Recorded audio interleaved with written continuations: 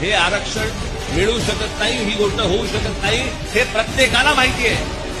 हे फक्त खरं बोलण्याचं धाडस हा राज ठाकरे करतो म्हणून कधी लोकांना परवडत नसेल. घटनेमध्ये बदल करायला लागतील, वेगळं अधिवेशन घ्यायला लागेल. आणि हा फक्त मराठा समाजाचा विषय नाहीये बाबांनो, पहिले गोष्ट लक्षात घ्या.